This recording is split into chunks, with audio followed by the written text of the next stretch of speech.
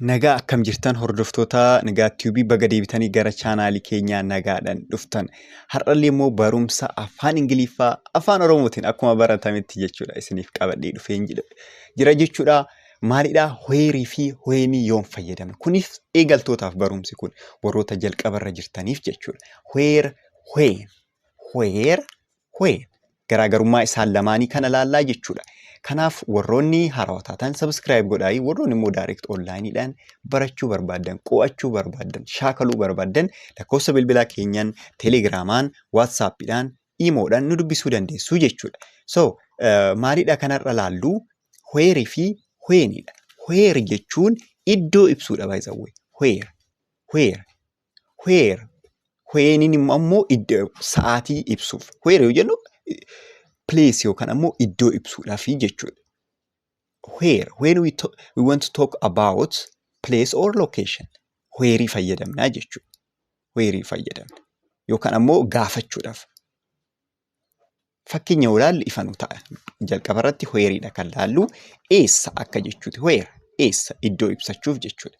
Eessa jechuudha. Where jechuun yoo namni tokko where jedhee si gaafate eessa iddoo si gaafachaa jira jechuudha.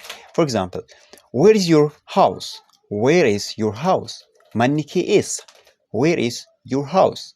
Manni kee eessa? Where is your house? Manni kee eessa jedha. Lammaffaan ammoo where did you buy that jacket? Where did you buy that jacket? Jaakettii sana eessaa bitte? Jaakettii sana eessaa bitte? I need you to see where here. The third one is this is the park where we meet.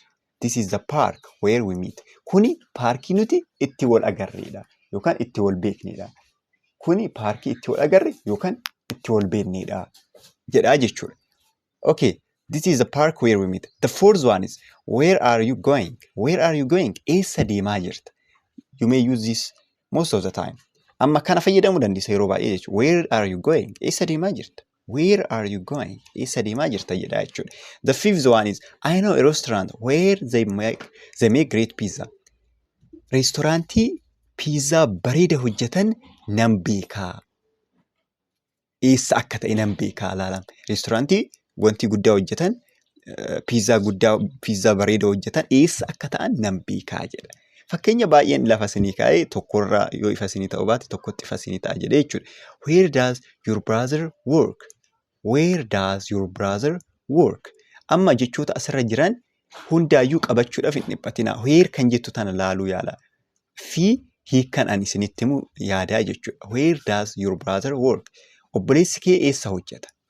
Jedhaa jechuudha. Kana amma hundarrattu maal fayyadamne? Where, eessa kan jedhu fayyadamne jechuudha. So, the second one is about when. It's used for a time. When we want to ask or talk about time.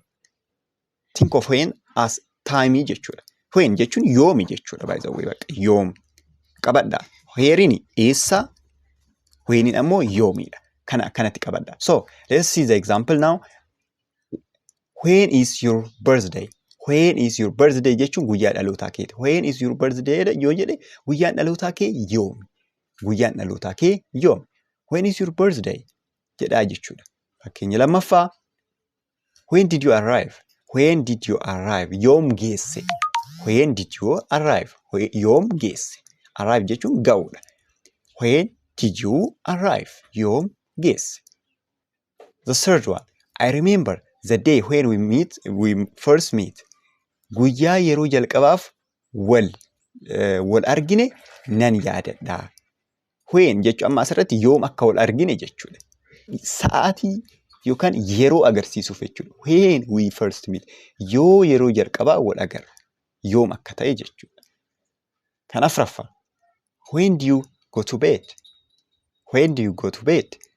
Yoom gara siree deemta. Yookaan yoom rafta jechuudha. Yoom gara siree deemta. When do you go to bed? Yoom gara siree deemta. Sa'aatii himachuu dandeessaa jechuudha. Asirratti immoo at 2 o'clock, at 7 jetteetoo himachuu dandeessa. The fifth one. Tell me when you are ready. Yoom akka qophii taate natti himi.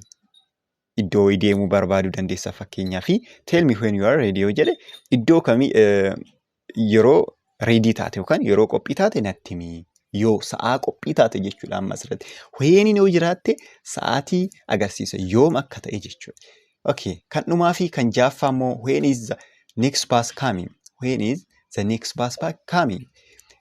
Baasiin itti aanu yoom dhufaa? Baasiin itti aanu yoom dhufa kan jedhudha jechuudha. Yaa xiqqoo yoona isinirratti muddame koomentiidhaan lafanaaf kaa'i kanumaa jechuudha. Kanaafiyyuu where is for a place, when is for a time. Kanaafiyyuu wherein iddoo ibsuuf, whenin ammoo sa'aatii ibsuuf itti tajaajilamnaa jechuudha. Kanaaf na dubbisaa lakkoofsa bilbilaa kootiin teelegiraamarraa wantoonni shaakaltan isiniif gadhiisa achirratti akka sirriitti isiniif galu.